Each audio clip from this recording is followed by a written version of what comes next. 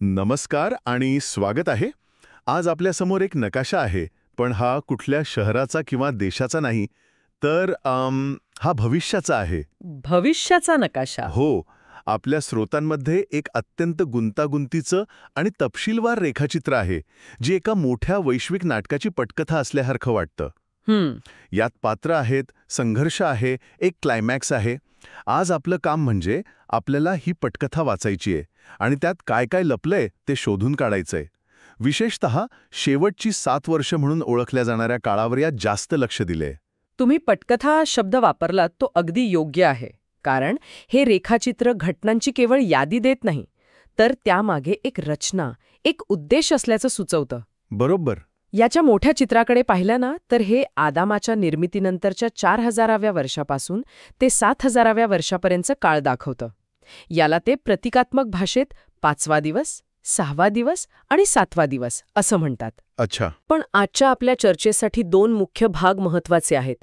एक म्हणजे मधला काळ, जो सध्या चालू आहे असं मानलं जातं, आणि दुसरा म्हणजे शेवटची 7 वर्ष, जिथे या नाटकाचा शेवटचा आणि सर्वात नाट्यमय अंक घडतो. ठीक आहे, चला तर मग या नाटकाचा पहिला अंक पाहूया. रेखाचित्रात मधला काळ आणि शेवटची 7 वर्ष यांना खूप स्पष्टपणे वेगळं दाखवलं आहे. 1 मिनिट थांबा. म्हणजे मधला काळ हा चर्चच्या स्थापनेपासून सुरू होतो आणि तो एका अनिश्चित काळासाठी चालतो, की नाही? हो. तर शेवटची 7 वर्ष ही एका विशिष्ट घटनेने सुरू होतात. या 2 कालखंडांना इतकं वेगळं दाखवण्यामागे रेखाचित्रकाराचा काय हेतू असावा? हे फक्त वेळेचे 2 तुकडे आहेत की यात काहीतरी खोल अर्थ आहे? खूप छान प्रश्न आहे. आणि हा फक्त वेळेचा हिशोब नाहीये, तर यामागे एक आध्यात्मिक तर्क आहे. रेखाचित्रानुसार मधला काळ हा पेंटेकॉस्टच्या घटनेशी जोडलेला आहे. ओके. 7 वर्षे ही कापणीच्या हंगामासारखी आहेत. त्यांची सुरुवात जुन्या करारातील 2 महत्वाच्या सणांनी होते. सण म्हणजे धार्मिक उत्सव. त्यांचा भविष्याशी काय संबंध? बरोबर. पण या रेखाचित्रानुसार हे सण केवळ धार्मिक विधी नसून भविष्यातील घटनांचे सूचक आहेत. अच्छा. त्या 7 वर्षांची सुरुवात शिंगांच्या सणाने होते, जो एका मोठ्या घोषणेचे किंवा धोक्याच्या इशाऱ्याचे प्रतीक आहे. त्यानंतर लगेचच प्रायश्चित्ताचा दिवस येतो, जो न्याय आणि शुद्धीकरणाशी संबंधित आहे. आणि शेवट? आणि त्या 7 वर्षांचा शेवट मंडपांच्या सणाने होतो, जो अंतिम आनंद आणि देवाच्या राज्यात प्रवेश दर्शवतो. थोडक्यात सांगायचा तर मधला काळ हा पेरणीचा होता, तर शेवटची 7 वर्ष ही न्यायाची आणि अंतिम कापणीची आहेत. म्हणूनच त्यांना वेगळं दाखवलं आहे. इतिहासाची पुनरावृत्ती हे खूपच आकर्षक आहे. तुम्ही पहिला पाऊस आणि नंतरचा पाऊस याबद्दल बोललात. रेखाचित्रात नंतरच्या पावसाच्या वेळी 1,44,000 लोक आणि 2 साक्षीदार यांचा खास उल्लेख आहे. हे कोण आहेत आणि त्यांची भूमिका काय आहे? महत्वाचा मुद्दा आहे की नंतरचा पाऊस केवळ एक घटना नाही, तर तो एक मोठ्या बदलाचा संकेत आहे. सुरुवातीच्या चर्चला जशी पवित्र आत्म्याची शक्ती मिळाली होती, म्हणजे पहिला पाऊस, तशीच शक्ती शेवटच्या काळात निवडलेल्या लोकांना मिळणार आहे. हे 1,44,000 लोक आणि 2 साक्षीदार त्या शक्तीचे प्रतीक आहेत. म्हणजे ते काहीतरी मोठी भूमिका बजावणार. म्हणजे एका जागतिक हुकुमशाही शक्तीचा उदय होईल, तेव्हा हे 2 साक्षीदार त्या सत्तेला आव्हान देतील. ते एका अर्थाने शेवटच्या काळातील संदेष्टे असतील. अच्छा. तर पहिला पाऊस हा चर्चच्या जन्मासाठी होता आणि नंतरचा पाऊस हा जगाच्या अंताच्या वेळी आध्यात्मिक कापणी पूर्ण करण्यासाठी असेल. बरं, तुम्ही सणांबद्दल जे म्हणालात ते खूप महत्वाचं आहे, कारण तेच आपल्याला शेवटच्या 7 वर्षांच्या प्रवेशद्वारापर्यंत घेऊन जातं.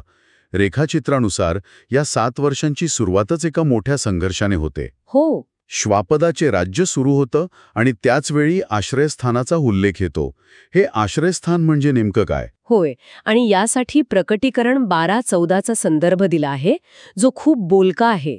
तिथे एका स्त्रीला, जी चर्च किंवा देवाच्या लोकांचं प्रतीक आहे, छळातून वाचवण्यासाठी अरण्यात नेलं जातं. अरण्यात? हो. तिला 3.5 वर्ष म्हणजे अर्धी 7 वर्षे सुरक्षित ठेवलं जातं. तर हे आश्रयस्थान म्हणजे त्या 3.5 वर्षांच्या वादळात विश्वासणाऱ्यांसाठी एक सुरक्षित बंकर आहे, जिथे बाहेरील विनाश त्यांच्यापर्यंत पोहोचू शकत नाही. ही एक भौतिक जागा आहे की आध्यात्मिक सुरक्षा? यावर मतभेद असू शकतात, नाही का? अगदी. पण रेखाचित्रानुसार ही एक निश्चित संरक्षण योजना आहे. म्हणजे एका बाजूला छळ आणि दुसऱ्या बाजूला संरक्षण असं चित्र दिसतंय. यानंतर लगेचच शिंगांचा क्रम सुरू होतो. बरोबर. पहिल्यापासून 7व्या शिंगापर्यंत अनेक विनाशकारी घटना घडतात. पण माझं लक्ष 6व्या आणि 7व्या शिंगाच्या मधल्या एका वाक्याने वेधून घेतलं आहे. तिथे लिहिलंय, शहीद साक्षीदारांची निश्चित संख्या पूर्ण होते. हो. हे वाक्य खूपच थंड आणि धक्कादायक वाटतं. हो, आणि या वाक्यामागे एक गंभीर आणि गुंतागुंतीचा मुद्दा दडलेला आहे. याचा थेट संबंध प्रकटीकरण 6.9शी आहे. ओके. तिथे देवाच्या वचनासाठी मारले गेलेले आत्मे वेदी खालून देवाला न्यायासाठी विनवणी करतात. त्यांना उत्तर मिळतं की थांबा, तुमच्यासारख्या तुमच्या बंधूंची जे मारले जाणार आहेत त्यांची संख्या पूर्ण होऊ द्या. बापरे.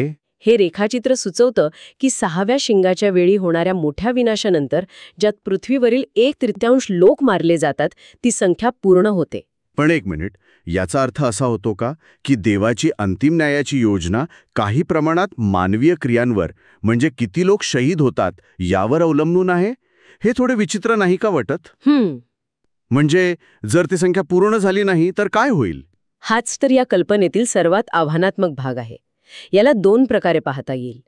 एक दृष्टिकोन असा आहे की ही संख्या पूर्वनियोजित आहे आणि देव त्याच्या योजनेनुसार घटना घडवून आणतो जेणेकरून ती संख्या पूर्ण होईल. आणि दुसरा आणि अधिक गुंतागुंतीचा दृष्टिकोन असा आहे की देवाची योजना मानवी निवडी आणि इतिहासाच्या प्रवाहात उलगडत जाते. या रेखाचित्राचा कल पहिल्या दृष्टिकोनाकडे अधिक दिसतो. अच्छा. ते असं म्हणतं की इतिहासाच्या नाटकात प्रत्येक पात्राची भूमिका निश्चित आहे, अगदी त्यांच्या बलिदानाचीही. आणि जेव्हा शेवटच्या हुतात्म्याचं रक्त सांडेल तेव्हा अंतिम अंकाची सुरुवात होईल. आणि ती सुरुवात म्हणजे 7वं शिंग. इथे एक वाक्यांश वापरलाय, आता उशीर होणार नाही. पण आता उशीर होणार नाही याचा अर्थ काय? म्हणजे याआधी देव उशीर करत होता का? नाही, ही केवळ नाट्यमय घोषणा नाही, तर हा एक निर्णायक क्षण आहे. याचा संदर्भ प्रकटीकरण 10व्या अध्यायात आहे, जिथे एक शक्तिशाली देवदूत शपथ घेऊन सांगतो की आता विलंब होणार नाही. याचा अर्थ असा नाही की देव आळशी होता, तर याचा अर्थ असा आहे की आत्तापर्यंतचा काळ हा कृपेचा, संधीचा होता. पण 7वे शिंग वाजताच तो काळ संपतो. संयमाचा टप्पा संपून न्यायाचा टप्पा सुरू होतो. या क्षणापासून घटनांना प्रचंड वेग येतो आणि अंतिम न्यायचक्र सुरू होतं. म्हणजे ही पॉइंट ऑफ नो रिटर्न स्थिती आहे. अगदी बरोबर. ठीक आहे. तर 7व्या शिंगानंतर घटनांना वेग येतो. इथून पुढे रेखाचित्रात 2 वेगवेगळ्या प्रकारच्या आगमनांचा उल्लेख आहे. एक आहे आकाशातील आगमन आणि दुसरं आहे पृथ्वीवरील आगमन. हो. सामान्यतः आपण एकाच आगमनाबद्दल ऐकतो. या दोन्हीमध्ये नेमका काय फरक आहे आणि त्यांचा क्रम कसा आहे? हा एक अत्यंत महत्वाचा आणि अनेकदा गोंधळात टाकणारा मुद्दा आहे. रेखाचित्र या दोन्हीमध्ये स्पष्ट फरक करतं. आकाशातील आगमन, ज्याला रॅप्चर असंही म्हटलं जातं, ते थेसलनिकरांचं पत्र 4.16 वर आधारित आहे. अच्छा. त्यानुसार प्रभू स्वर्गातून खाली येईल, पण तो पृथ्वीवर पाय ठेवणार नाही. तो आकाशात ढगांमध्ये थांबेल आणि जे विश्वासणारे जिवंत आहेत आणि जे मेलेले आहेत ते त्याला भेटायला ढगांमध्ये उचलून घेतले जातील. म्हणजे एक प्रकारचा सुटका किंवा इव्हॅक्युएशन प्लॅन? अगदी. आणि त्यानंतर लगेचच पृथ्वीवर 7 पीडा किंवा 7 मोठे विनाश ओतले जातात असं रेखाचित्रात दिसतंय. याच काळात मंदिरात कोणीही जाऊ शकत नाही असंही लिहिलंय. याचा काय अर्थ होतो? बरोबर. विश्वासणाऱ्यांना उचलून घेतल्यानंतर पृथ्वीवर न्यायाचा अंतिम टप्पा सुरू होतो. प्रकटीकरण 15.8चा संदर्भ इथे महत्वाचा आहे. तिथे म्हटलंय की देवाच्या गौरवाच्या धुराने मंदिर इतकं भरून जातं की त्या 7 पीडा पूर्ण होईपर्यंत कोणीही आत जाऊ शकत नाही. आणि याचा प्रतिकात्मक अर्थ? याचा प्रतिकात्मक अर्थ असा की मध्यस्थीचा किंवा कृपेचा काळ आता पूर्णपणे संपला आहे. आता फक्त न्याय शिल्लक आहे. यानंतर पृथ्वीवरील आगमन होतं. म्हणजे हे दुसरं आगमन आहे? होय. हे प्रभूचे प्रत्यक्ष पृथ्वीवर येणे आहे. प्रकटीकरण 19व्या अध्यायात याचं वर्णन आहे, जिथे तो एका पांढऱ्या घोड्यावर बसून येतो आणि त्याच्या सोबत स्वर्गातील सैन्य असतं. यावेळी तो केवळ विश्वासणाऱ्यांना भेटायला येत नाही, तर तो श्वापड आणि त्याच्या सैन्याशी अंतिम युद्ध करायला येतो, ज्याला आर्मेडेडनचे युद्ध म्हणतात. आणि मग या युद्धानंतर श्वापदाचा न्याय होतो आणि त्याला आणि त्याच्या खोट्या संदेष्ट्याला अग्नीच्या डोहात टाकले जाते. तर पहिले आगमन हे सुटकेसाठी आहे आणि दुसरे आगमन हे युद्धसाठी आणि राज्य स्थापन करण्यासाठी आहे. या सर्व विनाशकारी आणि नाट्यमय घटनांनंतर अखेर शांततेचा काळ येतो. 1000 वर्षांचे राज्य किंवा मसीहाचे राज्य. हो, रेखाचित्रानुसार हाच 7वा दिवस आहे, जो आदामाच्या 6000व्या वर्षापासून ते 7000व्या वर्षापर्यंत चालेल. अगदी बरोबर. आणि याच काळात अझाझेल सैतानाला अथांग डोहात कैद केले जाते, असंही रेखाचित्रात स्पष्टपणे म्हटलं आहे. ही अझाझेलची कल्पना खूपच रंजक आहे. हो, मलाही त्याबद्दल विचारायचं होतं. ही कल्पना नेमकी कुठून आली आहे? ही थेट जुन्या करारातील लेवियस 16व्या अध्यायातून आली आहे. प्रायश्चित्ताच्या दिवशी 2 बोकड घेतले जायचे. एकाचा बळी दिला जायचा आणि दुसऱ्याचं काय? पण दुसऱ्या बोकडावर महायाजक हात ठेवून इस्रायल लोकांची सर्व पापे त्यावर लादायचा आणि त्याला अरण्यात सोडून द्यायचा. तो लोकांची पापे घेऊन दूर जायचा. अच्छा. त्या बोकडाला अझाझेल म्हटलं जायचं. या रेखाचित्रात सैतानाला तोच अझाझेल बोकड मानले आहे. म्हणजे 1000 वर्षांच्या राज्याच्या सुरुवातीला जगातील सर्व पापांचे आणि दुष्टांचं प्रतीक असलेल्या सैतानाला एका अथांग डोहात बंद केले जाईल, जेणेकरून एक शुद्ध आणि शांतीपूर्ण युग सुरू होईल. 1000 वर्षांसाठी पृथ्वीवर कोणताही दुष्ट प्रभाव राहणार नाही. आणि या 1000 वर्षांच्या राज्याच्या शेवटी काय? रेखाचित्र अगदी शेवटपर्यंत जातं.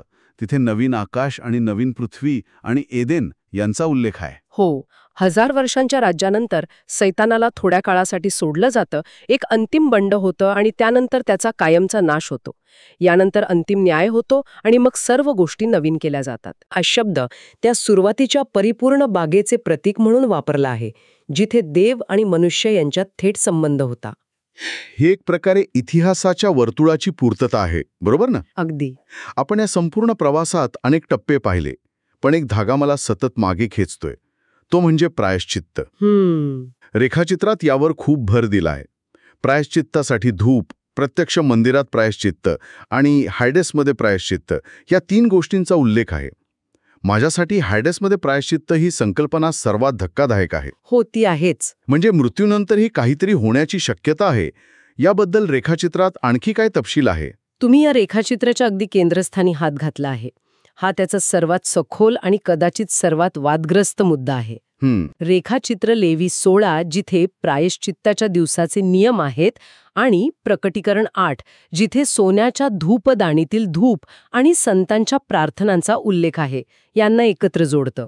ओके. प्रायश्चित्तासाठी धूप म्हणजे स्वर्गात संतांच्या प्रार्थना देवासमोर पोचतात, ज्यामुळे न्यायाची प्रक्रिया सुरू होते. प्रत्यक्ष मंदिरात प्रायश्चित्त हे पृथ्वीवरील त्या 7 वर्षांच्या घटनांशी संबंधित आहे.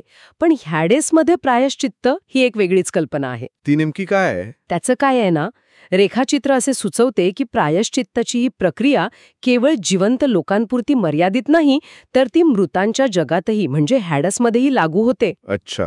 हे रेखाचित्र असे मानते की ख्रिस्ताने केवळ जिवंतांसाठीच नाही, तर जे अज्ञानात मरण पावले आहेत त्यांच्यासाठीही काहीतरी तरतूद केली आहे. ही कल्पना काही विशिष्ट बायबल वचनांवर आधारित आहे का? हो, जसे की पेत्राचे पहिले पत्र, जिथे ख्रिस्ताने बंदिवासात असलेल्या आत्म्यांना उपदेश केल्याचा उल्लेख आहे. रेखाचित्रानुसार प्रायश्चित्ताच्या दिवशी हा शुद्धीकरणाचा प्रभाव 3 स्तरांवर स्वर्ग, पृथ्वी आणि मृतलोक पोहोचतो. म्हणूनच या संपूर्ण योजनेत प्रायश्चित्ताचा दिवस हा एक केंद्रीय स्तंभ आहे. तर आपण या चर्चेच्या शेवटाकडे आलो आहोत. याचा आढावा घ्यायचा झाल्यास आपण एका वैश्विक नाटकाची पटकथा उलगडली. हो. सुरुवात मधल्या काळाच्या शांततेतून झाली, मग आपण शेवटच्या 7 वर्षांच्या वादळात प्रवेश केला. त्यात श्वापदाचं राज्य, 7 शिंगांच्या विनाशकारी घटना, 2 प्रकारची नाट्यमय आगमनं आणि शेवटी 1000 वर्षांच्या शांतीच्या राज्यापर्यंत पोहोचलो. आणि या प्रवासातील 3 मुख्य टप्पे पुन्हा एकदा लक्षात ठेवण्यासारखे आहेत.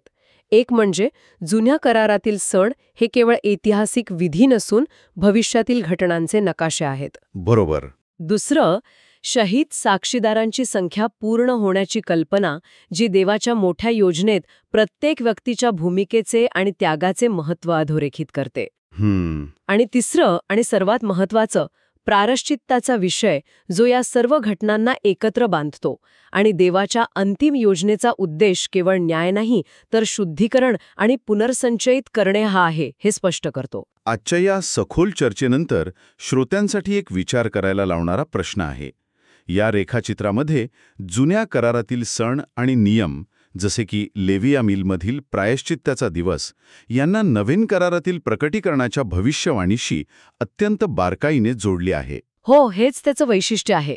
तर प्रश्न असा आहे, प्राचीन धार्मिक विधींच्या चष्म्यातून भविष्यवाणीकडे पाहिल्याने तिच्या रचनेबद्दल आणि अर्थाबद्दलची आपली समज कशी बदलू शकते? या विधींमध्ये केवळ सांस्कृतिक वारसा दडलेला आहे की खरोखरच भविष्याचे संकेत लपलेले आहेत? विचार करा.